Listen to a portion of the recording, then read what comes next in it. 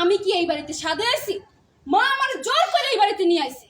মা ওই বাড়িতে গেছে, কোথায় আমার শাশুড়ির সাথে দুই একটা ভালো ব্যবহার করবে তা না, তার চুলে পর্যন্ত হাত দিছে। তুমি জানো না মার সম্পর্কে? মার পা হইতে মাথা পর্যন্ত তার ব্যবহারটা কেমন তা তো তোমার থেকে ভালো আর কেউ জানে না। সারাটা জীবন তোমারে জ্বালাইছে, এখন জ্বালানো শুরু করছে আমারে আর আমার শ্বশুর বাড়ির লোকজনের। সে মিষ্টি নিয়ে গেছে 2 কেজি। আচ্ছা আপা, এই আশেপাশের গ্রামে যত মেয়েকে বিয়ে হয়েছে তারা যখন তার মেয়ের শ্বশুর বাড়িতে যায় তখন কি বড় বড় মাছ মাংস অনেক কিছু হাতে করে নিয়ে যায় না?